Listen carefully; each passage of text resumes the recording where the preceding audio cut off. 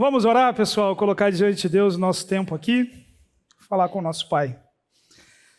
Pai Santo, nós te louvamos por essa manhã que o Senhor nos concede, o tempo de reencontrarmos nossos irmãos em Cristo, celebrarmos a nossa comunhão e também, como igreja, termos a oportunidade de refletir as nossas famílias à luz da palavra do Senhor.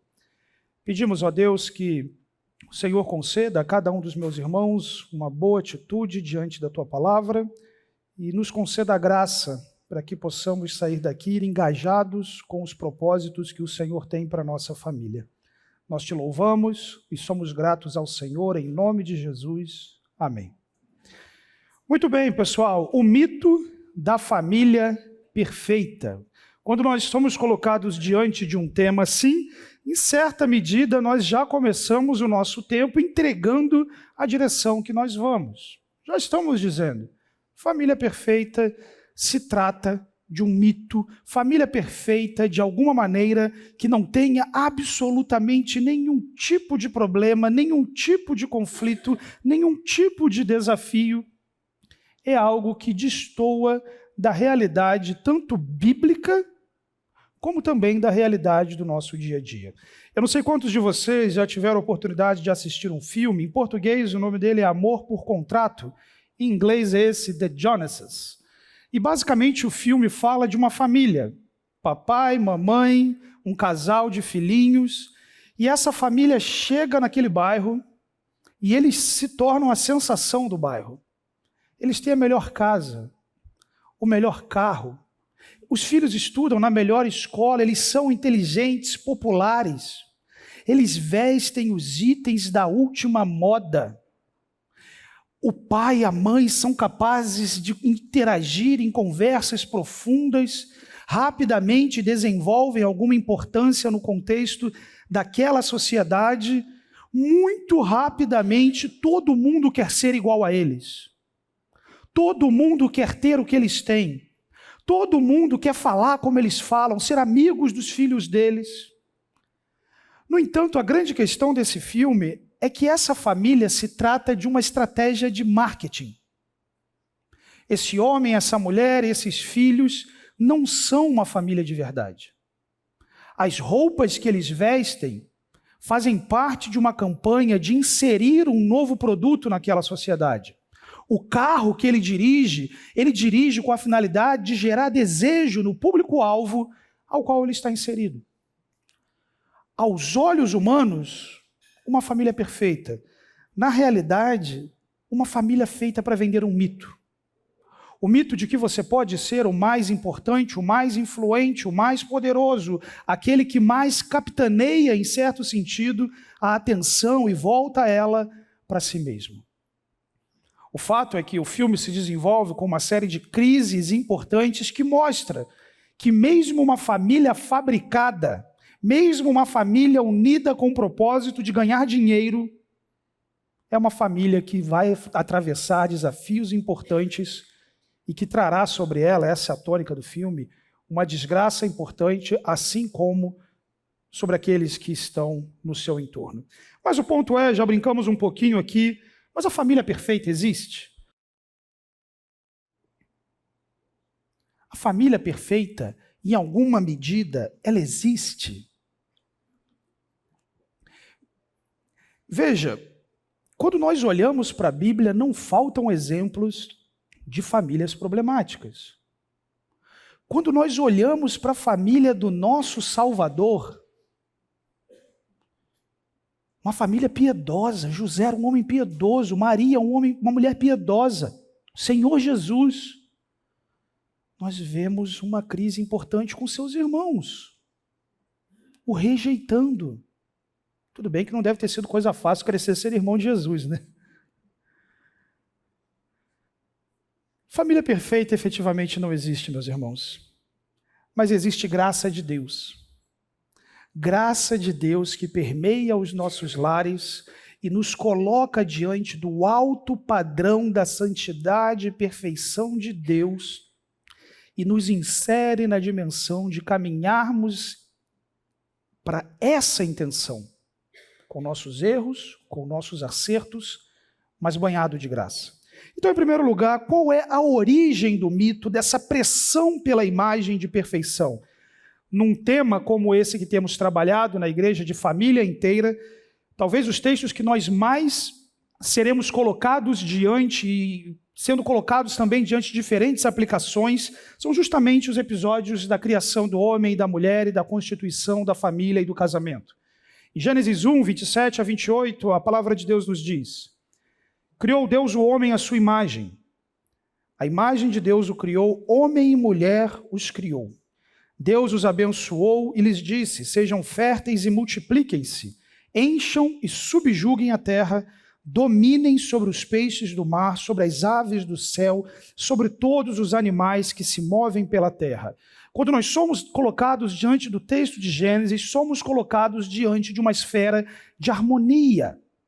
Esse homem e essa mulher são criados à imagem e semelhança de Deus, eles são criados por Deus com características que Deus tem, eles estão debaixo da bênção de Deus, Deus os abençoou, eles têm missão, comissão, encham a terra, sejam férteis, multipliquem-se, governem, subjuguem, exerçam domínio sobre a criação. A rigor, essa família tem muito do que muitas famílias gostariam de ter: harmonia no lar, bênção de Deus, propósito digno, missão muito bem estabelecida. E eu colocaria aqui até isso tudo acontecendo numa posição destacada, de governo sobre a terra, domínio sobre a terra, debaixo da bênção de Deus, debaixo da direção de Deus. Daquilo que nos cabe ser capaz de apontar, seria o mais próximo que poderíamos chegar de dizer: nós temos aqui uma família perfeita. No entanto, nós sabemos o pecado entrou no mundo, isso vai trazer um desafio, mas ainda antes desse pecado entrar no mundo, talvez uma das declarações mais interessantes da relação entre esse casal e que muitas vezes nos passa desapercebida é o fato de que o homem e a sua mulher viviam nus e não sentiam vergonha. É interessante porque, em certa medida, mesmo num mundo caído, a nudez no casamento não tende a ser um tabu. Normalmente você não tem vergonha de estar nu na frente do seu cônjuge, mesmo num mundo caído. Mas nesse mundo não caído, a vida deles era caracterizada por uma certa natureza de nudez que lhes inseria num tipo de relacionamento de absoluta transparência. Viviam nus e não sentiam vergonha. Tem um livro em inglês que utiliza isso como título, Naked and Unashamed. E aí, quando traduziram para o português, a primeira versão que sugeriram era Pelado e Sem Vergonha. Obviamente, a editora não aproveitou e trabalhou um outro título, que agora eu não me lembro, mas que ficou totalmente diferente. Mas o fato é, quando a Bíblia fala de viver nu e não sentir vergonha, ela certamente está indo além da mera exposição do corpo. Fato é que esses dois indivíduos encontravam-se completamente claros, entregues, bem relacionados um com o outro. Poderíamos dizer, sem medo e sem segredo. Confiança total. Adequação do parceiro, esse homem para essa mulher para esse homem. Adequação de expectativa, fomos criados para esse propósito, nosso casamento é para esse propósito. Recursos abundantes, sem qualquer desafio que envolva escassez, adoecimento. Abençoados por Deus. Toda essa estrutura da realidade bendita que Deus criou, ela é abalada à medida em que esse homem e essa mulher voltam os seus corações em uma direção contrária ao projeto que Deus estabeleceu. Voltam os seus corações para o desejo deles mesmos discernirem a sua vida, apontarem a sua vida. E nesse particular a Bíblia diz que diante da queda os olhos dos dois se abriram. Perceberam que estavam nus, juntaram folhas de figueira para cobrir-se. Em certa medida, talvez essa aqui seja a primeira expressão de religiosidade à parte de Deus que o ser humano tem. Tentar resolver a consequência do pecado à sua própria maneira. Seus olhos se abriram, e normalmente essa é uma expressão que nós utilizamos para coisas positivas. Você precisa abrir seus olhos para isso. Você não está vendo? Abre os seus olhos. Mas aqui os olhos se abrirem implica fechar os olhos para o que Deus falou. Fechar os olhos para a intenção de Deus e abrir seus próprios olhos para governarem as suas vidas a partir do seu próprio padrão, conhecedores do bem e do mal. Supostos conhecedores.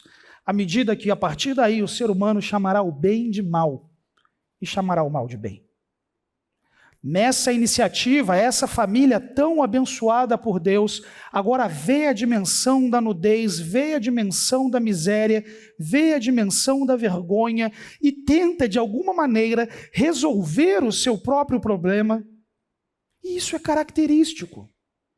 Quantas não são as famílias que estão atravessando situações de crise intensa, problemas importantes, o casamento está escorrendo por entre os dedos, o pecado tem prosperado no coração desse marido, dessa esposa, mas internamente o casamento diz, vamos tocando, a gente resolve. A gente não precisa falar com ninguém, a gente não precisa de ajuda, vamos que a gente resolve. Vamos consertar esse problema, vamos cozer essas folhas de figueira, esconder a nossa nudez, porque é mais importante esconder a vergonha do nosso casamento do que lançar luz sobre isso e direcioná-lo para os propósitos que Deus tem. O mito de uma família perfeita reside nessas folhas de figueira que escondem a nudez sem ser capaz de cobri-la efetivamente. O que destrona esse mito, cobre a nudez e direciona homens, mulheres e famílias, é o próprio Deus. Isso coloca então esse ser humano diante de uma fábrica de mitos modernos. Uma fábrica que produz famílias com olhos abertos, olhando a sua própria realidade e ditando os rumos de para onde essa família tem que ter ou tem que ir. E absorvendo conceitos, cosmovisões, pensamentos, ideologias que criam uma expectativa diferente daquela que Deus tem. E veja, vou colocar algumas coisas aqui e algumas delas não significam uma condenação da coisa em si, mas eu estou simplesmente querendo situar como alguns elementos da nossa cultura começam a cultivar no nosso coração uma expectativa de como a família tem que ser, e sem perceber eu estou projetando no meu marido e na minha esposa como ele deve ser e não a partir da palavra de Deus. Então, em primeiro lugar, a fábrica de mitos modernos aponta para a cultura contemporânea.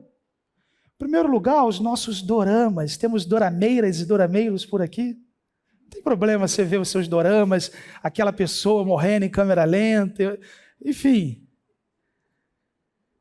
Aí, ó, já vai até embora, falei do dorama. Brincadeira.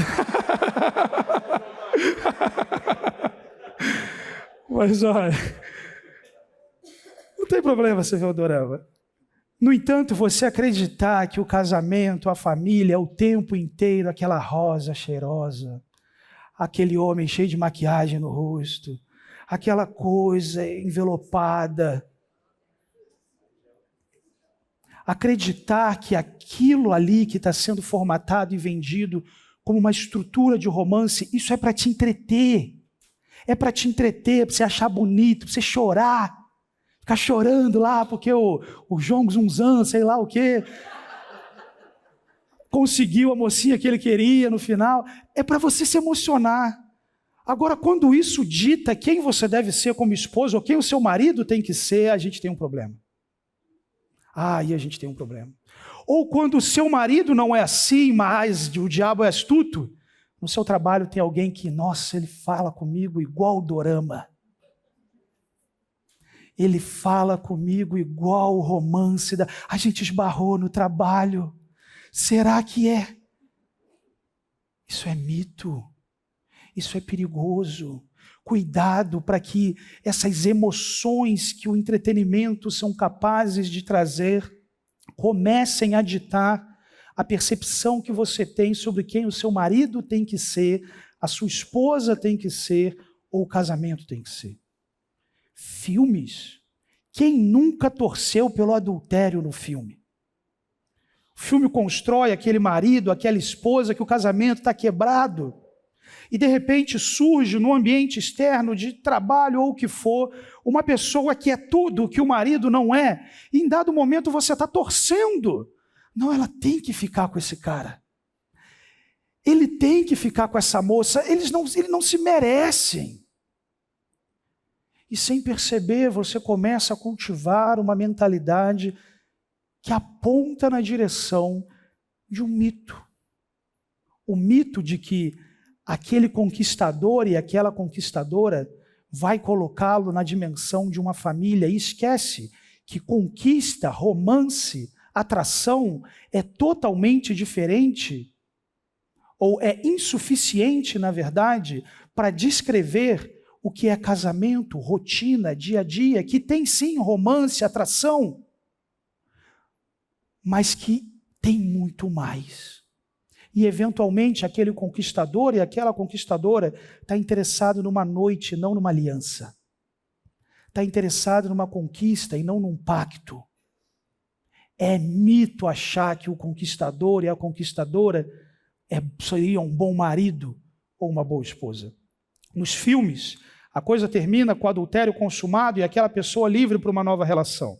Mas se tivesse o dois, talvez aquele casal encontraria uma nova aventura. Isso é mito. E sabe qual é o grande perigo disso?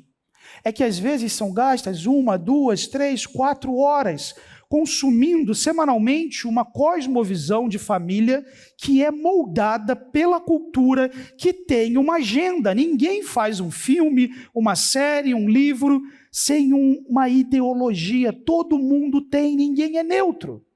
E aí você tem 4, 5 horas na semana, ou até mais, consumindo uma ideologia sobre família distante da proposta da palavra de Deus. E aí você gasta 1h30 com 40 minutos de sermão no período da manhã e 40 à noite, e talvez durante a semana em nenhum momento seja colocado diante da perspectiva que Deus tem. A conta não fecha. Pouco a pouco, a mentalidade vai se moldando e se conformando à mitologia de família presente nesse mundo. Redes sociais, que o tempo inteiro projetam uma imagem estática ou um vídeo muito bem produzido com a finalidade de literalmente te vender. Por que está produzindo conteúdo? Porque a rigor quer vender algo. Vender uma autoridade, vender um infoproduto, vender um curso. Quer vender. Mas sem perceber se está olhando para o influenciador, uma influenciadora que é apresentada como a família perfeita. Ele é o marido perfeito, ela é a esposa perfeita, eles são os filhos perfeitos. E progressivamente conquistam corações com uma visão fabricada, modulada e escondida de uma família perfeita que não é verdade. Pode ser até uma família muito boa. Não quer dizer que é tudo mentira. Pode ser uma família boa. Mas não é uma família perfeita. Na religião, pessoas que mascaram suas fraquezas, vendendo uma imagem de impecáveis e possuidores de uma família sem nenhum problema. Meus irmãos, todos nós temos desafios no lar. Isso nos inclui enquanto pastores. Temos diariamente que lutar contra o nosso próprio coração, para não destratarmos a nossa esposa, investirmos numa boa comunicação, investirmos na espiritualidade do lar, cumprirmos com as expectativas que Deus tem na sua palavra e ser exemplo para o rebanho. Mas quando estamos diante de uma realidade de indivíduos que assumem a postura de impecáveis, e colocam sobre os demais o peso de eu preciso de alguma maneira fazer com que todos pensem que eu sou daquele jeito, para que dessa maneira eu cultive alguma forma de admiração, alguma forma de aceitação ou alguma forma de autoridade. Isso não resiste a 5 minutos de Bíblia. A Bíblia coloca com muita clareza a nossa condição diante de Deus. Na autoajuda, a busca pela família funcional muitas vezes se transforma em um padrão de perfeição técnica. Então aquele livro coloca 5 características da família X, e você não está interessado em conformar seu coração à vontade de Deus, mas cumprir com aquelas 5 características. A linguagem do YZ, você cumpre com aquilo dali, você cumpriu com o que você tinha que cumprir. E progressivamente nós atrelamos atender às expectativas de livros escondidos na nossa nudez e de alguma maneira conformando ou tentando conformar-se àquela expectativa da autoajuda. Eu acredito que a minha família é perfeita, porque eu cumpri com o checklist do XYZ. Meus irmãos, como mencionei, a Bíblia desmonta a ilusão. Ela desmonta a ilusão. A palavra do Senhor nos diz em 1 João 1, 8 a 10, se afirmarmos que estamos sem pecado, enganamo-nos a nós mesmos e a verdade não está em nós. Se afirmarmos que não temos cometido pecado, fazemos de Deus um mentiroso e sua palavra não está em nós. Olha que pesado. Eu me engano. Eu não estou relacionado à verdade, a verdade não está em mim.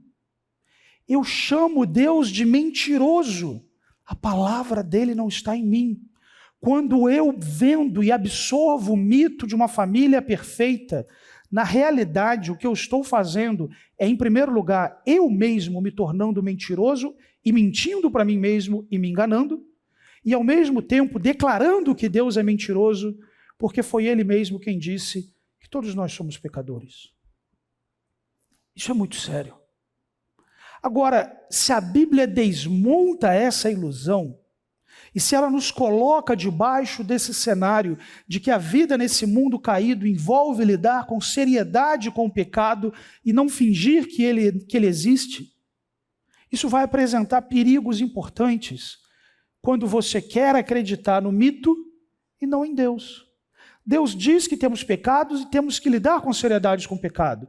O mito da família perfeita fala para você enganar a si mesmo e chamar Deus de mentiroso. Qual é o perigo quando eu me engano e chamo Deus de mentiroso? Em primeiro lugar, acreditar no mito não é apenas ingenuidade. É perigoso e pode levar, em primeiro lugar, a uma vergonha crônica, consistente, que marca a história daquela família, aquela tônica de minha família não se parece com a dos outros. A família do fulano é uma família boa. E aí alguém nesse cenário, em dado momento, já não quer ir para a igreja, já não quer se reunir com outras pessoas, porque na igreja, você já viu os carros que tem no estacionamento? O nosso carro é popular. E não ignora os olhos abertos para o que quer, né? Ignora o fato da quantidade substancial de veículos inferiores ao seu próprio. Chega aqui setorizado, o que tem de melhor do que eu tenho? Não, aquela família sim, eles têm filhos, nós não temos filhos. Eu queria tanto ter filhos, porque eu não tenho filhos, minha família não é perfeita, tenho vergonha disso. Não quer frequentar um grupo familiar, uma coinonia. As pessoas lá estão com a vida tudo certa. A gente tem os nossos desafios, que eles vão pensar de nós. E novamente, meus irmãos, essa atitude de vergonha é a atitude de coser as folhas de figueira que são incapazes de cobrir a vergonha. Deus não nos chama a essa comparação uns com os outros com a finalidade de nos escondermos e deixarmos de desfrutar da bondade, da graça e do poder de Deus. Na verdade, parte do desfrute das intenções de Deus acontecem justamente na nossa interação uns com os outros. Eventualmente, sim, nos desafios da minha família, eu vou encontrar famílias que já avançaram mais e vou poder aprender com eles. E ao mesmo tempo eu vou poder ensinar e testemunhar da bondade de Deus no meu lar para outras famílias e mutuamente desfrutar dos dons espirituais que Deus distribuiu, mutuamente desfrutar da bondade, da graça que provém do corpo de Cristo. Agora, quando eu me escondo na vergonha, eu perco muita coisa. Essa comparação é destrutiva. Eles têm tudo sob controle, nós não. Aquela imagem de que a igreja é o lugar de gente perfeita. E aquela pessoa, não, lá é lugar de gente perfeita. Alguém um dia disse, é uma frase que já virou domínio público, mas que a igreja deve se assemelhar muito mais a um hospital para os doentes do que um museu para os santos, que simplesmente coloque aquelas imagens estáticas e que você não pode entrar naquele lugar se de alguma maneira você não tiver atrelado àquilo dali. Quando, na verdade, o convite do Evangelho é para gente quebrada. O convite do Evangelho é para gente que o pecado atingiu, para gente que se afastou do Senhor, mas que pelo poder da graça de Deus tem sido convencido da realidade de quem Deus é, das intenções que Deus tem, e o coração tem sido moldado ao arrependimento e à recepção da graça de Deus. Agora, o perigo é quando nós mesmos vendemos a imagem de que a igreja é para gente perfeita. A gente tem vergonha, talvez, de convidar um amigo, uma amiga, vergonha de trazer para a coinonia aquela pessoa que você sabe que tem um jeitão diferente ou coisa assim. O Evangelho é para todos nós, meus irmãos. E nossas famílias são um canal de graça e de missão. Cuidado para que não fechemos a porta do Evangelho, mas sim que sejamos usados por Deus para a proclamação dele. Outro perigo de acreditar no mito é a negação da realidade. Não falamos sobre isso para manter as aparências. Isso não é assunto, deixa para lá, o tempo resolve isso. A crise aconteceu, o problema aconteceu, mas pelo menos ele, pontinho, pontinho, pontinho. Mas pelo menos ela, pontinho, pontinho, pontinho. E aí, porque trabalha, não bate, não xinga, o fato da comunicação estar quebrada, do sexo não existir, dos filhos estarem sendo mal educados, da vida espiritual no lar não estar sendo desenvolvida e tantos outros aspectos são ignorados. Porque pelo menos, meus irmãos, o propósito de Deus para o casamento não é pelo menos.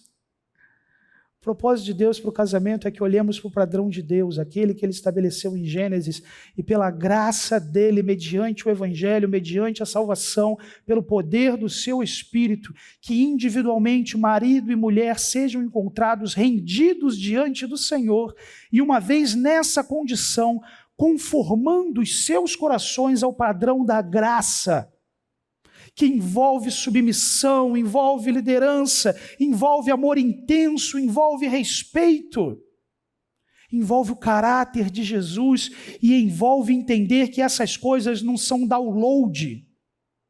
Quero que a minha família seja o padrão de Deus, vou baixar o software, vou baixar o app.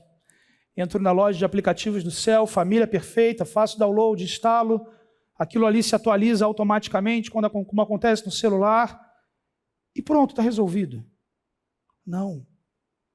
No mundo caído, diariamente, constantemente, o tempo inteiro, eu estou olhando para o padrão de Deus, ao invés de com os olhos abertos, discernindo o bem e o mal na minha vida, a parte desse padrão. É mito negar a realidade. É mito acreditar que a família é perfeita porque eu sou capaz de esconder bem aquilo que deveria ser trazido à luz. Culpa espiritual. Deus deve estar me punindo. A gente teve relações sexuais no namoro. É por isso que Agora o casamento é assim, Deus está me punindo. A família está desse jeito porque o meu pai, a minha mãe, eles eram de uma religião afro-brasileira. E aí tem uma maldição espiritual no meu lar. Meu marido é desse jeito porque eu deveria, de alguma maneira, ter feito X, Y ou Z. Culpa espiritual, sem perceber que há uma dimensão legalista sendo construída na mentalidade dessa pessoa. O tempo inteiro, a culpa espiritual coloca essa pessoa na condição de eu preciso fazer, eu deveria ter feito, eu, de alguma maneira, sou atingido por fatores externos a mim, e em nenhum momento essa pessoa se coloca na condição de Deus. Tira as minhas folhas de figueira, vê a minha nudez, mata por mim o que precisa morrer, me cobre, me cobre. O mito da família perfeita nos coloca debaixo do legalismo do pecado que começa no Éden e nos tira da perspectiva de nos debruçarmos ante a graça de Deus e recebermos de Deus aquilo que efetivamente pode, em primeiro lugar, transformar o nosso coração, a nossa vida e, a partir daí, transformar as nossas famílias, transformar a nossa história, mudar aquilo que nos atingiu no passado, a forma como isso atinge o nosso coração hoje e encaminhar a nossa vida em direção ao propósito de Deus. Antes de seguir para a próxima parte da nossa aula, eu quero falar sobre o peso do mito hoje, os desafios contemporâneos dessa falsa perfeição, mas nesse primeiro bloco, alguns de vocês gostariam de fazer alguma colocação, pergunta ou contribuição? Manda bala. A comparação destrutiva, ela não tem também um outro lado de quando a gente não se vulnerabiliza no espaço da igreja, com os nossos irmãos, e dá a impressão, mesmo que a pessoa já não venha já com essa atitude, mas dá a impressão de que a gente já está num outro nível, a gente já está evoluído, e a pessoa que vem sabendo dos problemas dela não consegue passar para frente. O que o Gabriel fala aqui é de, no contexto da igreja, eventualmente nós não nos vulnerabilizarmos. É claro que existem ambientes apropriados para isso acontecer e ambientes que não. Talvez uma sala como essa, com 100, 150 pessoas, não seja o melhor ambiente para você ser muito aberto sobre alguns particulares da sua vida. Mas um discipulado, um aconselhamento, a caminhada junto com um irmão em Cristo que você tem desenvolvido uma vida de comunhão, não só é importante, como é essencial. Eu lembro de um discipulado que eu comecei com 3 homens, isso já há bastante tempo atrás, e no primeiro dia do discipulado, o primeiro homem narrou alguns episódios, perfeição. O segundo homem narrou alguns episódios, perfeição. O terceiro homem chega e diz, eu estou quebrado. E ele começa a relatar o que ele está vivendo com a esposa dele, do desrespeito, dos xingamentos, do fato de que ele apanhava da mulher. Apanhava da mulher, diariamente. Uma crise intensa. Os caras com os olhos arregalados. Até então só se falava, não, a nossa vida está boa, a gente está orando. Ele termina de falar, a gente ora por ele, o outro, eu também quero falar uma coisa. Lá em casa está assim, está assim, está assim. Eu também quero falar uma coisa. Pá, pá, pá, pá, pá. Então perceba como ambiente de igreja, às vezes a gente acredita que a gente tem que vender esse mito, e quando vende esse mito, a gente não tem oportunidade de desnudar o coração e tratar isso no ambiente apropriado. Alguns de vocês têm discipulado, e se você não tem, nunca passou por isso, passe por isso, é uma experiência importante na sua caminhada com Deus. Outros de vocês estão há anos enfrentando o mesmo problema e jamais procuraram um aconselhamento bíblico. Caminhar com alguém que vai te ajudar a discernir a sua vida e tomar decisões sábias. Outros estão há 10, 15 anos em koinonias e chega na hora de pedido de oração, só pede pelo trabalho. Meus irmãos, esse não é o padrão da comunhão que temos com Cristo. Então sim, essa atitude que o Gabriel falou, ela é importante. Nos vermos como irmãos em Cristo, nos vulnerabilizarmos dessa maneira, gerando intimidade e comunhão, recebendo ajuda, parceiro de oração, fazendo a coisa do jeito que Deus coloca, que dá certo. Deus age também dessa maneira. E ao fazermos isso, contribuirmos para criar um espaço em que outras pessoas também se sintam à vontade para fazerem isso. Pierre? Você colocou o exemplo dos filmes, né? E também você visualizou os filmes tentando vender uma imagem perfeita de família, né? Mas a gente também não pode esquecer que dentro desse ambiente existe também um esforço muito grande da desconstrução do modelo de família que é proposto pelo Senhor. Sim.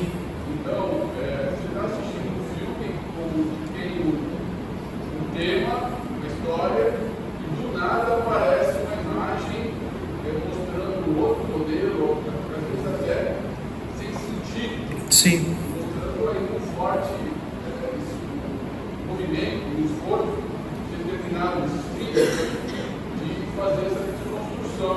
Sim. Sem dúvida. Tem um livro da Nancy Pierce, eu acho que já foi traduzido em português, mas em inglês é Saving Leonardo. Não tenho certeza. Se traduziu, talvez tenham colocado Salvando Leonardo. A ideia é Leonardo da Vinci aqui mesmo. E esse livro dela, ela descreve como, aquilo que eu mencionei até anteriormente, como nenhuma produção é de neutralidade ideológica. Toda arte tem pauta. Toda arte tem o autor. Ninguém se fica despido de quem é na hora de produzir um livro, uma pintura, uma música, um filme, uma série. O zeitgeist, o espírito da época, o jeito de pensar da sociedade atual, no particular de família, é absolutamente distoante do padrão de Deus. Quando eu falo sociedade atual, isso não significa dizer que no passado foi melhor. Quando nós olhamos a história humana, tem coisas que, ao longo do tempo, estão mais adequadas ao padrão de Deus, outras menos adequadas, outras completamente distantes, e isso muda ao longo do tempo. A gente viveu um tempo que adultério era crime. Hoje nós vivemos um tempo que o adultério é libertação. Então essas coisas mudam ao longo do tempo. Agora sim, o padrão que é vendido na cultura é um padrão de destituição do conceito institucional de família. O Fernando chegou a mencionar isso em algumas mensagens, mas algumas agendas ideológicas presentes na sociedade entendem que a família é um núcleo de cosmovisão contrária àquela agenda que se tem. E para que essa agenda prospere, essa instituição precisa falir. Porque, do contrário, esses pais continuarão perpetuando nos filhos essas ideias que contrapõem esse pensamento ideológico. Então, a própria família se torna alvo. Vado? O doutor Alberto Boller apresenta de uma maneira muito clara essa atual cultura de perversidade, de expressão da família, levando-nos a considerar 5 estratégias muito bem orquestradas para destruir esses fundamentos. Política, econômica, judicial, várias outras, vale a pena. Desejo e engano do Albert Moller. O Vado está dizendo aqui que ele apresenta 5 estratégias que essas agendas teriam justamente para destituir família e instituições importantes presentes na sociedade. Desejo e engano. Eu não conheço o material, mas quem recomendou está repleto de autoridade para recomendar. O coração da gente realmente entra a luz. Porque na questão, por exemplo, dos doramas, dos filmes, não sei, conversando com as dorameiras, né? A gente, e eu me incluo nisso, eu gosto, desculpa, confesso, a gente foi para esse lado justamente porque eles entram. Você não consegue assistir alguma coisa, sei lá, hollywoodiana que não leve para um lado que a gente não quer mais assistir. Aí você vai para um lado que é mais inocente. E aí a gente, de repente, faz essa armadilha que você está falando. Sim. Né? Então está super difícil a gente assistir ou ver um entretenimento que seja saudável. E veja, a Sayuri está mencionando aqui o recorte do dorama. Eu sei que o sinal tocou, vou fazer só esse comentário e libero vocês. Um dos públicos atendidos pelo dorama é justamente o fato da cultura sul-coreana, as produções serem menos, sobretudo, sexualizadas, erotizadas. e as publicações norte-americanas produções norte-americanas, terem uma dose de erotismo muito maior. E sim, isso é uma verdade, o público é atraído por isso. O ponto é, o que nós não podemos ser, usando o termo que a Sayuri colocou, é ingênuos. O fato de não ter um erotismo não significa que não tenham outros desafios a uma cosmovisão cristã. Você está liberado para produzir, para consumir produções hollywoodianas, sul-coreanas, japonesas, o que for. Mas o crente precisa estar ciente, em primeiro lugar, da sua própria cosmovisão. Com que Deus está comprometido. E, em segundo lugar, para perceber os riscos ao seu próprio coração, se aquilo de alguma maneira não os está consumindo. E, em terceiro lugar, perceber as cosmovisões que estão sendo colocadas para os filhos. Porque os desenhos e animações também têm agendas. Esses dias, sempre um desenho novo, eu assisto um pouco antes, pesquiso, coloquei um desenho para ver de um unicórnio. Na verdade, era um nerval que vivia no mar. E ele descobre que ele é um unicórnio. E aí, antes, no final daquele episódio, ele está conversando com os amigos unicórnios e dizendo: como que eu falo para o meu pai que eu sou um unicórnio? Porque a vida inteira eu achei que era um nerval, e eles acham que eu sou um nerval, e todos eles são nervais. E agora eu descobri que eu sou um unicórnio. Como que eu falo? Será que eles vão me aceitar quando descobrirem que eu sou um unicórnio? E os unicórnios falam: seus pais te amam. Eles vão entender que você nasceu nerval, mas que na verdade você é um unicórnio. Netflix, gente. Isso tem uma agenda por trás. Foi bom, isso aqui está fora do cardápio, não vai nem assistir. Então, ter a capacidade de perceber a ideologia e eventualmente criticar. Às vezes, com os filhos, você vai estar assistindo alguma coisa e perceber aquela realidade é uma oportunidade de conversar. Filho, você viu o que falou ali? O que você acha disso? O que você pensa disso? Então, não é entrar na bolha do agora eu só assisto The Chosen e meu filho só assiste 3 palavrinhas. Não é essa bolha, porque daqui a pouco está na escola, está na vida, está no mundo, e aí não tem filtro. Não tem papai e mamãe do lado colocando só The Chosen em 3 palavrinhas. Mas é não ser ingênuo, ser intencional, aproveitar aquilo que há de bom na cultura, fazer, isso é um termo dos estudos de cosmovisão, fazer um contrabando semântico daquilo que está presente na cultura e pode ser apropriado para a nossa comunicação do Evangelho e da nossa própria cosmovisão, e rejeitar aquilo que deve ser rejeitado. Mas não existe nada produzido pelo coração humano que não seja, em primeiro lugar, viabilizado pela graça comum de Deus e, em segundo lugar, manchado e marcado pela rebelião desse indivíduo contra Deus. Vamos para o intervalo, tomar um cafezinho, comer um biscoitinho ali. Muito bem, pessoal. O peso do mito hoje. Desafios contemporâneos a essa falsa perfeição. Então, em primeiro lugar, quando nós compramos essa mitologia que aponta na direção oposta a Deus, algumas cargas são colocadas sobre os ombros. Em primeiro lugar, o julgo invisível, a lógica da performance invade o lar. Vergonha paralisante, fracassados diante de um ideal inexistente. Comparação constante, uma alegria roubada, negação da realidade, espiritualidade distorcida, uma curadoria familiar e uma cumplicidade com o pecado. Vamos agora passar brevemente por cada uma dessas cargas que essa família passa a carregar em seus ombros quando compra a perspectiva do mito. Em primeiro lugar, o julgo invisível. O mito da família perfeita transforma a graça em exigência e o lar em palco. Em vez de um lugar de bênção, a casa se torna um lugar de cobrança, de expectativas inalcançáveis, a lógica da performance. Eu preciso ser impecável para ser amável, para ser aceito, para ter algum tipo de reputação, e infiltra-se nas relações familiares e até espirituais. Quais são as consequências disso? Pais vivem exaustos, tentando provar que criaram filhos perfeitos. Filhos sentem que o amor está condicionado ao comportamento. Quando eu sou assim, meus pais me amam. Quando eu não sou assim, meus pais não me amam. E casais agem como se a saúde do casamento dependesse apenas do esforço humano. Marido, mulher, filhos, o tempo inteiro tentando conquistar a aprovação debaixo de um peso que não é aquele que Deus estabeleceu. Quando nós olhamos para a palavra de Deus, em Mateus, espera aí que acho que estragou aqui o slide. Em Mateus capítulo 12, a palavra de Deus nos diz: Venham a mim todos os que estão cansados e sobrecarregados, e eu lhes darei descanso. Tomem sobre vocês o meu jugo e aprendam de mim, pois sou manso e humilde de coração, e vocês encontrarão descanso para as suas almas, pois o meu jugo é suave e o meu fardo é leve. O convite do Evangelho aponta para homens e mulheres que viveram e vivem as suas vidas debaixo de um peso que o Senhor Jesus coloca esse peso no chão.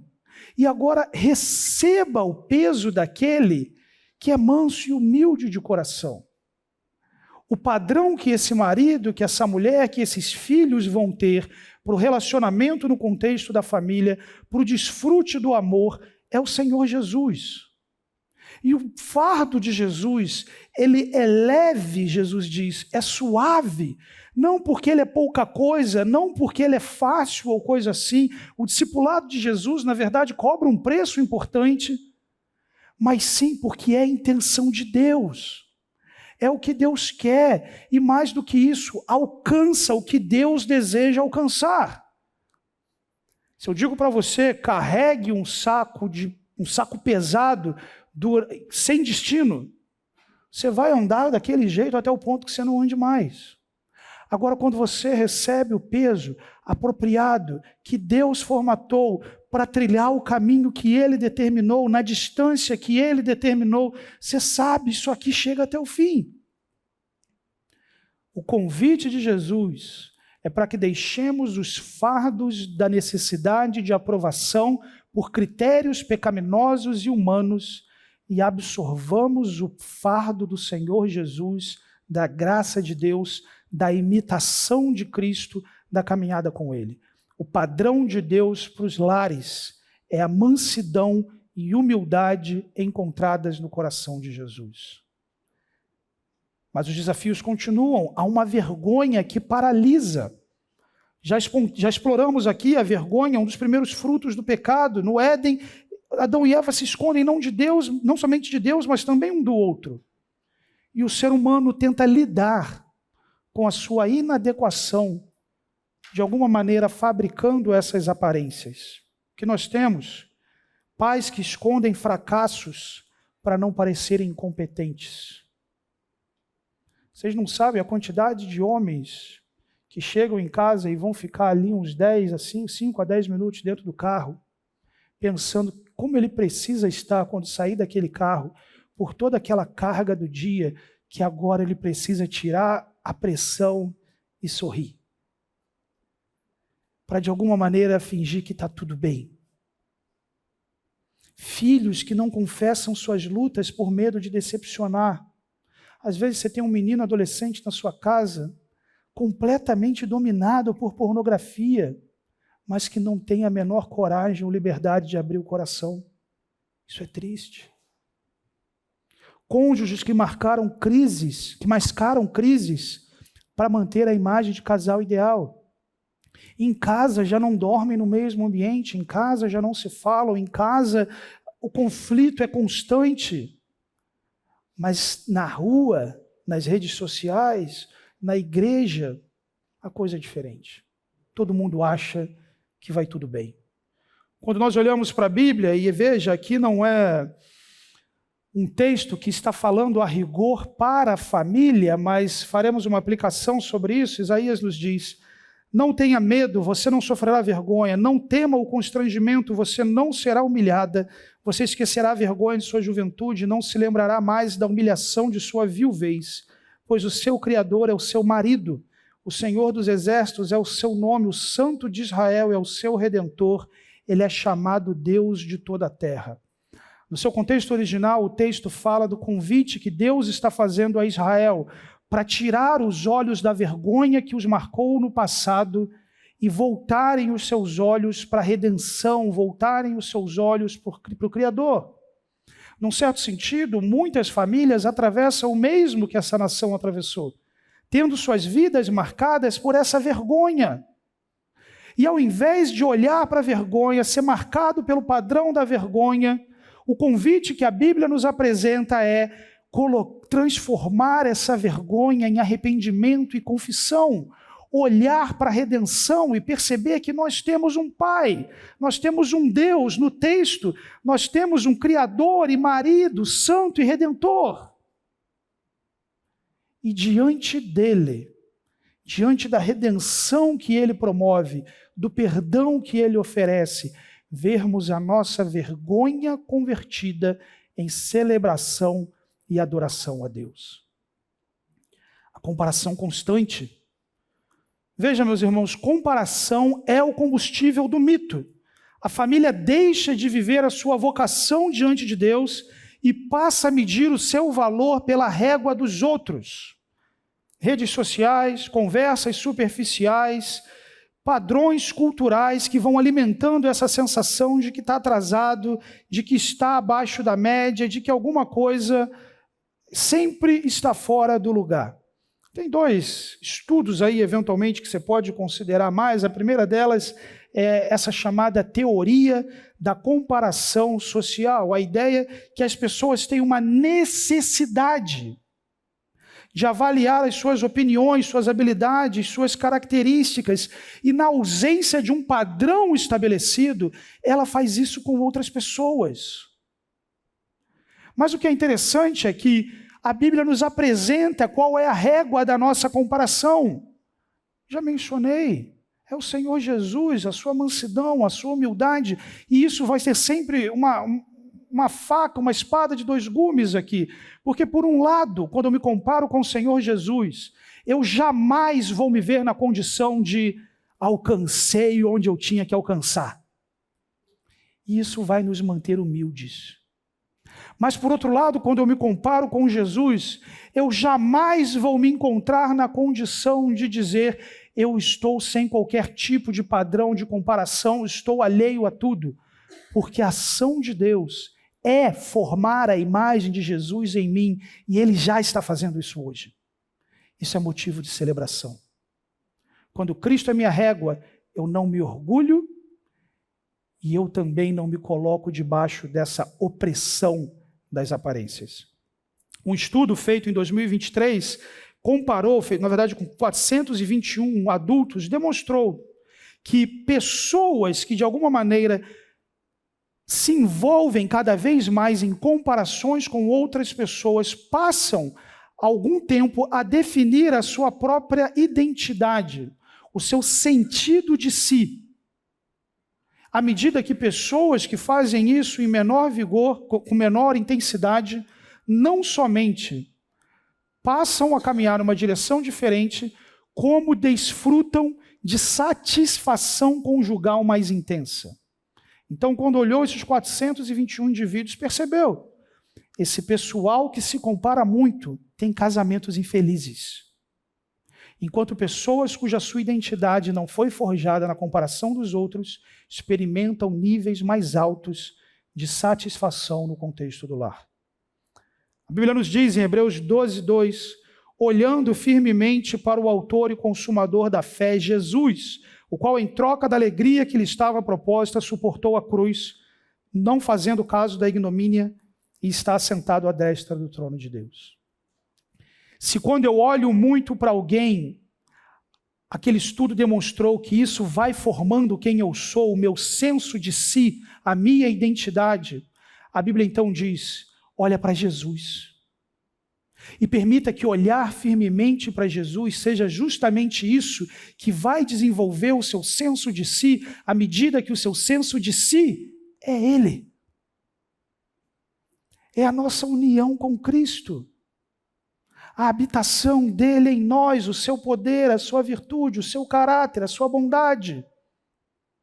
É para Jesus que nós devemos olhar, o autor e consumador da nossa fé, aquele que nos permite isso pelo poder da sua graça, por ter morrido naquela cruz por nós e voltado a viver.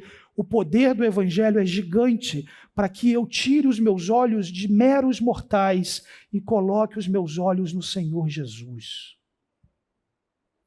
Mas há os desafios da negação da realidade. Um dos efeitos mais perigosos é o silenciamento da verdade. Problemas são escondidos para preservar a imagem, pecados são varridos para baixo do tapete, feridas são ignoradas para manter um suposto testemunho. Mas veja, meus irmãos, Deus não abençoa o que nós fingimos ser. Ele transforma quem confessamos ser. Deus não tem interesse de abençoar o fingimento. Ele tem interesse de transformar pessoas. E nesse cenário, maridos aceitam passivamente a agressividade no lar. É assim mesmo, a mulher é brava. Esposas se acostumam com uma vida fora do padrão de Deus. Pelo menos ele trabalha, as coisas são assim mesmo, o homem é assim mesmo. Filhos são criados de maneira não intencional. Só precisa ir para a igreja. Está levando para a igreja, está cumprindo a nossa missão. Por outro lado, a palavra de Deus nos diz: o que encobre as suas transgressões jamais prosperará, mas o que as confessa e deixa alcançará a misericórdia. O processo de sucesso envolve um processo de confissão. Prosperidade é uma palavra que é um guarda-chuva muito amplo e que envolve praticamente todas as áreas da nossa vida, uma vez que é possível prosperar ou ter desgraça em todas as áreas da nossa vida. E a Bíblia está dizendo que aquele casal, aquela pessoa que escolhe varrer para baixo do tapete, que escolhe esconder, não prospera. Vai viver com áreas da vida travadas. Vai viver com áreas da vida entrando em desgraça. Mas quem confessa e deixa, alcança misericórdia. Recebe de Deus aquilo que Deus deseja dar. Receber misericórdia, no paralelismo da poesia hebraica, se encontra rimando com jamais prosperará. É como se a Bíblia dissesse: ao invés de você ser marcado por uma vida de prosperidade travada, sua vida será marcada por misericórdia constante. O que envolve necessariamente a presença, a bênção, a graça, a atuação de Deus na vida como um todo. Uma espiritualidade distorcida. O mito cria uma teologia rasa. Se tudo vai bem, Deus está presente. Se há sofrimento, Deus se ausentou. Isso gera culpa. O que eu fiz de errado? Orgulho. Estamos sendo abençoados porque somos melhores do que os outros. A Escritura, no entanto, mostra que o sofrimento não é sinal de ausência de Deus. Muitas vezes, na verdade, é o seu agir redentor. Na família de José, ele foi vendido por seus irmãos. Mas a Bíblia nos mostra, Deus os estava conduzindo ao Egito para libertar pessoas, para salvar da morte. Ana sofreu esterilidade antes de gerar o profeta Samuel. E apesar do sacerdote achar que ela estava bêbada ou coisa assim, ela não estava vivendo fora do padrão de Deus. Paulo enfrentou um espinho na carne. E passar por essa experiência, a Bíblia diz, o colocou na dinâmica de que o poder de Deus se aperfeiçoou naquela fraqueza. O ponto é, meus irmãos, a fé cristã é uma fé da graça. A fé cristã é a fé que nos coloca diante da necessidade que temos de Deus, de receber de Deus, de sermos abençoados por Deus, de estarmos diante de Deus. Aquilo de melhor que possamos ter em nós só pode vir das mãos daquele que é o melhor. Qualquer distorção disso é outra fé. Mas com frequência somos tentados a pensar de uma maneira diferente dessa graça maravilhosa. C.S. Lewis diz: Deus sussurra em nossos ouvidos por meio do nosso prazer, fala-nos mediante nossa consciência, mas clama em alta voz por intermédio de nossa dor. Este é o seu megafone para despertar o homem surdo. A dor e o sofrimento no contexto do lar podem ser um instrumento de Deus de chacoalhar essa mentalidade e colocar esse trem de volta nos trilhos. Mas ainda, o que eu estou chamando aqui de uma curadoria familiar. Na era digital, a tentação de curar a imagem, no sentido de selecionar, de fazer um filtro, não é apenas individual, mas familiar. Lemos cuidadosamente o que mostramos e é escolhido cuidadosamente o que é mostrado. Viagens, sorrisos, momentos instagramáveis. e assim criamos uma visão editada da família. Eu não sei, eu evito um pouco essas coisas de passado, presente e tal, mas é interessante que antigamente se tinha foto de família, coisa assim, a gente batia foto e pronto. E aí depois de um tempo, alguém tinha que ter o trabalho de ir lá revelar, e você revelava a foto, parte da diversão era, nossa, olha como o fulano ficou, olha essa daqui, olha a outra, e era tudo muito espontâneo, era o barrigão lá, era a coisa toda. Hoje em dia a gente quer que o registro seja perfeito. O momento seja perfeito. Então agora para tudo, não importa se vocês estão se divertindo, agora nós precisamos que seja perfeito. Todo mundo faz a pose, o ângulo, o filtro. Perfeito? Não está perfeito para um, vamos tentar de novo. E vamos tentar de novo. E meus irmãos, lembrem-se, o nosso uso da tecnologia é uma expressão do nosso próprio coração. A gente quer que fique perfeito? Sim, porque é legal ter uma foto perfeita.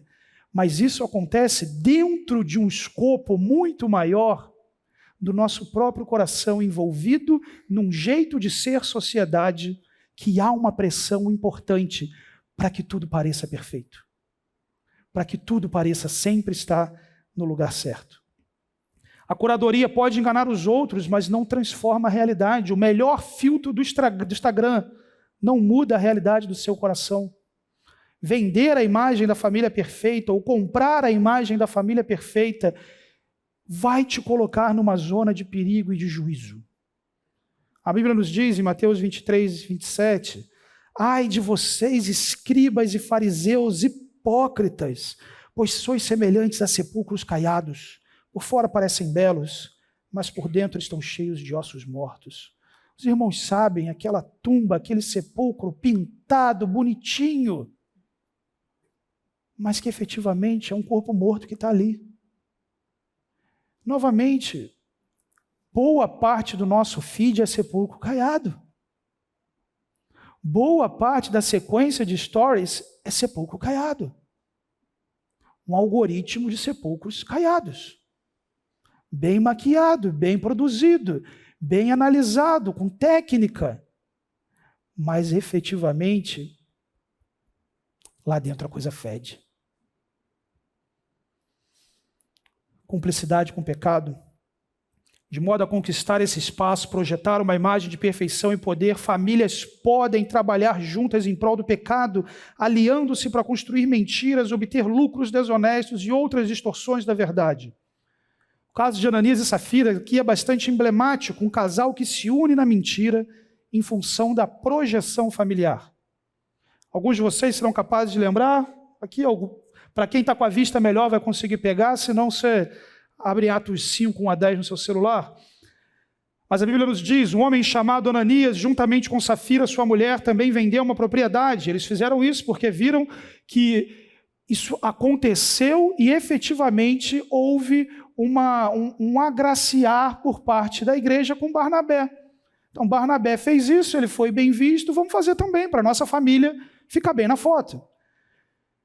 Só que, diferentemente de Barnabé, que entregou tudo, a Bíblia diz que ele reteve parte do dinheiro para si, sabendo disso também sua mulher, e o restante levou e colocou ao pé dos apóstolos. Então perguntou Pedro, Ananias, como você permitiu que Satanás enchesse o seu coração a ponto de você mentir ao Espírito Santo e guardar para si uma parte do dinheiro que recebeu pela propriedade? Ela não lhe pertencia, e depois de vendida, o dinheiro não estava em seu poder. O que o levou a pensar em fazer tal coisa? Você não mentiu aos homens, mas sim a Deus. A consequência final aqui é que esses dois indivíduos são julgados e mortos. Mas o que nos chama a atenção é que a Bíblia nos coloca que Ananias, juntamente com a sua mulher, entraram em acordo. Eles não precisavam vender essa propriedade, eles não precisavam ofertar o dinheiro todo. O pecado aqui se encontra, em primeiro lugar, na inveja de Barnabé e, em segundo lugar, na mentira. Mas por que eles invejaram e mentiram? Porque eles queriam ficar bem na foto. Eles queriam vender o mito de família perfeita. Ananias e Safira, vocês ficaram sabendo? Sabe o terreninho no Alphaville lá? Vendeu, entregou tudo. Sério? E Barnabé vendeu o terreno, era lá longe, na periferia. Ananias e Safira não. Terrenão que eles venderam. É mesmo, sim, que coração generoso. É isso que eles queriam. projeção.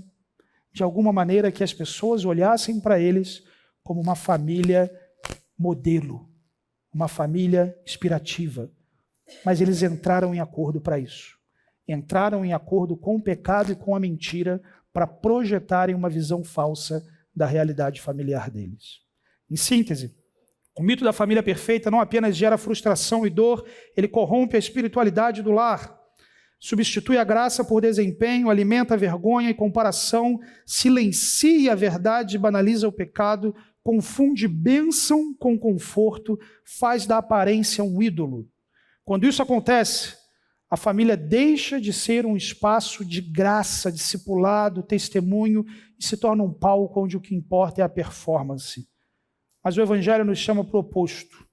Um lar onde a verdade é dita, a graça é vivida e Deus é glorificado mesmo nas nossas imperfeições. Se é assim, se essa é a desgraça, se esse é o mito, o que é então a realidade? Nesses minutos finais da nossa aula, qual é a realidade da família redimida, destronando aqui o mito da família perfeita? Em primeiro lugar, a marca de uma família redimida não é a ausência de conflitos, de pecado ou do que for, mas é justamente a presença do perdão. O lar não é um lugar onde nunca se fere, mas onde se aprende a pedir e a conceder perdão. Essa é a diferença fundamental entre uma família baseada em performance e uma família baseada na graça. Nesse cenário, os pais pedem perdão quando os filhos erram, quando erram com seus filhos. Cônjuges reconhecem feridas causadas e reconstroem a confiança. Então veja, em primeiro lugar, reconhecem, não varre para baixo do tapete. Me feriu, me ofendeu, pecou contra mim. Irmãos e irmãs reconstroem, restauram relacionamentos que foram rompidos.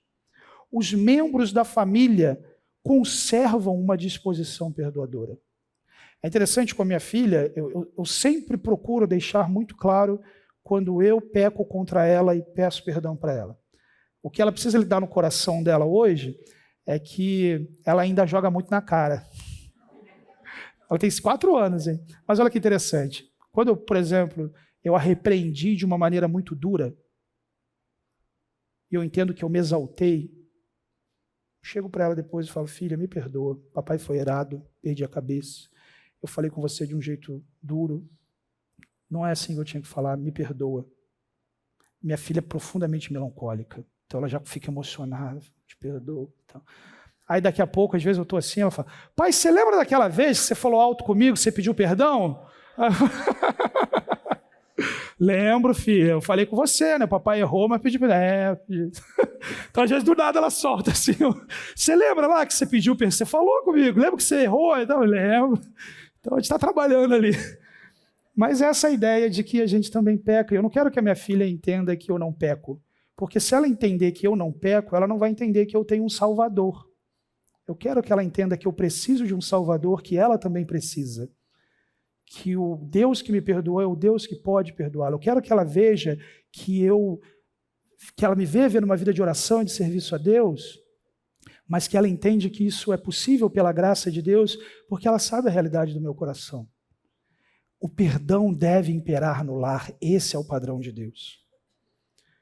Juntando os textos de Colossenses 3,13 e Efésios 4,32, a Bíblia nos diz: suportai-vos uns aos outros e perdoai-vos mutuamente, caso alguém tenha motivo de queixa contra outrem.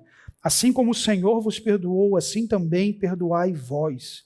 Sede bondosos e compassivos uns para com os outros, perdoando-vos mutuamente, assim como Deus vos perdoou em Cristo. O perdão é a marca da nossa vida com Deus. Nós só estamos aqui porque Deus nos perdoou. Perdão é dívida que temos com outros. À medida em que Deus nos perdoou, nós não temos direito de reter perdão a quem for. É responsabilidade que eu tenho. Quanto mais na esfera do lar. É claro que nem sempre é fácil perdoar, mas é algo que você vai precisar lidar no seu próprio coração. Outra realidade presente na família é a realidade da transformação. A família redimida é um ambiente de formação espiritual. Ela não existe apenas para prover afeto e segurança, mas para cooperar com o projeto de Deus de transformar pessoas à imagem de Cristo. E essa transformação ela não é instantânea, é um processo. E a família é um ambiente privilegiado onde esse processo acontece. À medida que Deus quer transformar nosso coração, isso envolve uma esfera em que o pecado acontece e a graça é ministrada. E onde, pegando o gancho do que o Gabriel falou no começo, onde nós somos mais vulneráveis é justamente na esfera do lar, onde o nosso coração aparece. De modo que é no lar um dos principais ambientes onde nós podemos ser moldados pela ação de Deus. Um pai que ora com os filhos, ele não está apenas criando um hábito, está moldando uma identidade espiritual. Um casal que busca resolver conflitos com base na palavra de Deus também está ensinando seus filhos sobre como lidar com divergências. Uma mãe que compartilha sua fé no cotidiano está transmitindo mais do que conhecimento, está formando caráter. Uma frase importante para vocês, meus irmãos: o lar é onde o verdadeiro trabalho acontece. Eventualmente nós olhamos para o lar como lugar de descanso. Trabalhei o dia inteiro, cheguei em casa, agora é hora de botar o pé para cima, descansar. E é bom que o lar seja um lugar de descanso, mas o lar também é um lugar de trabalho, e eu diria onde o verdadeiro trabalho acontece. Quando você chega em casa tem trabalho, de testemunhar, de ensinar, de servir, de amar, de respeitar, tem trabalho. O lar é onde o verdadeiro trabalho acontece. Se a sua mentalidade for, em casa o meu direito é descansar, você vai perder bastante coisa. Efésios nos diz: seguindo a verdade em amor, cresçamos em tudo naquele que é a cabeça, Cristo, de quem todo o corpo, bem ajustado e consolidado, pelo auxílio de todas as juntas, segundo a justa cooperação de cada parte, efetua o seu próprio aumento para a edificação de si mesmo em amor. Como crentes em Jesus, nós estamos crescendo na medida, no padrão de Jesus. Esse crescimento é ministrado com muita frequência e principalmente através do serviço e da interação com outros crentes em Jesus. E novamente, o lar é um dos ambientes onde esse crescimento espiritual será fomentado. E nesse particular, se há um mito da família perfeita, a realidade de uma família transformada.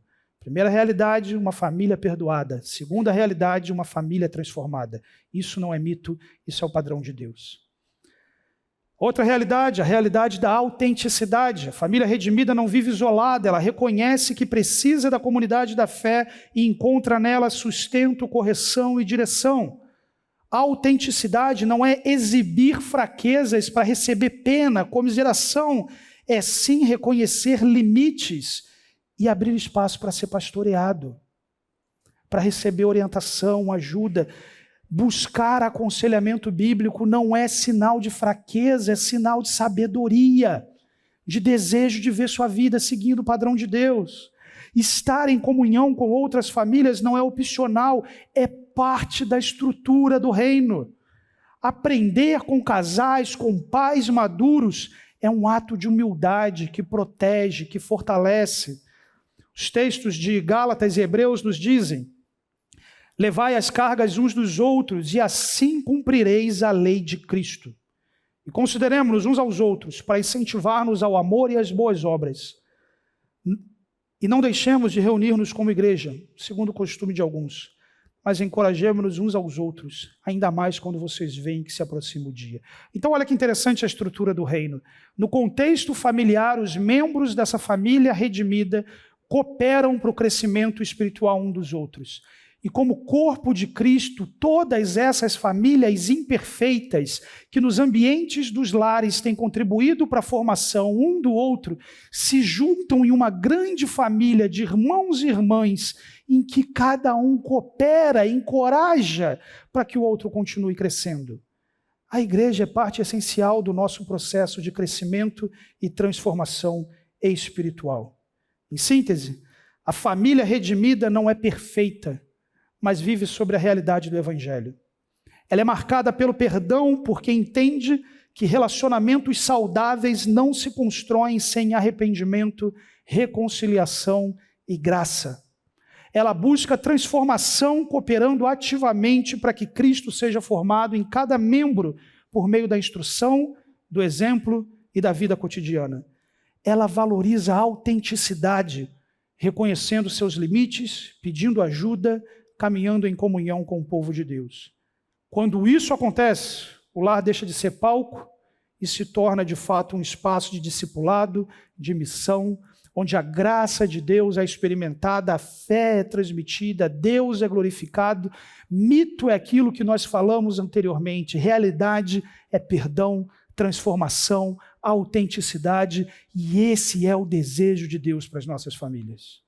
Concluindo, quando falamos bastante da ideia de família perfeita não existe, é importante lembrarmos, existe um Deus que é perfeito. E esse Deus que é perfeito para maridos, para mulheres, para filhos, é o objetivo que temos como padrão, a régua, o ponto que temos pela graça de Deus a caminhar. Mateus nos diz, sede vós perfeitos, como é perfeito o vosso Pai Celestial. A família não vai ser perfeita. Nessa vida nós não vamos alcançar exatamente o pleno padrão de perfeição que Deus tem. Mas em primeiro lugar, nós recebemos a justiça perfeita de Cristo. Fomos aceitos por Deus. Em segundo lugar, Ele nos colocou na rota de crescimento, de formar em nós a imagem de Jesus. A realidade da família redimida, que destrona o mito da família perfeita, é a realidade em que individualmente cada membro dessa família reconhece a sua imperfeição e se dobra diante do Deus que é perfeito, caminhando com Ele, na direção certa. Pais são chamados a refletir a paciência e a justiça do Pai Celestial ao formar e instruir seus filhos. Filhos são chamados a responder com obediência e honra, como resposta ao amor que receberam.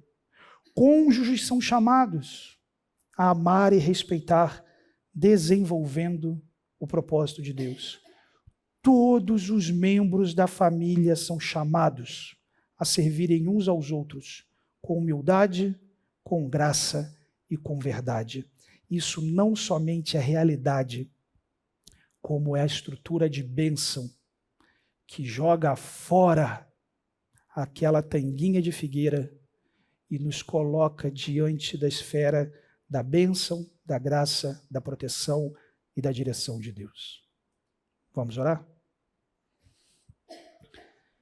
Pai Santo, nós louvamos ao Seu nome. Nós somos gratos ao Senhor porque é só o Senhor que efetivamente pode agir em nossas vidas e trabalhar em nós para que sejamos encontrados em pleno crescimento naquilo que é a sua intenção. Foi o Senhor quem criou o casamento, a família, foi o Senhor quem definiu como essas coisas são. Por causa da sua graça, o desejo do nosso coração é vivermos as intenções que o Senhor tem. Por isso, em primeiro lugar, pedimos perdão pelas vezes em que permitimos que um mito satânico de perfeição adentre os nossos lares e a nossa mentalidade. Mas também clamamos, Senhor, desenvolve em nossa mente uma disposição contínua de confirmação e de conformação às bondosas ações do Senhor na nossa família e em nossas próprias vidas. Nós te louvamos em nome do Senhor Jesus. Amém.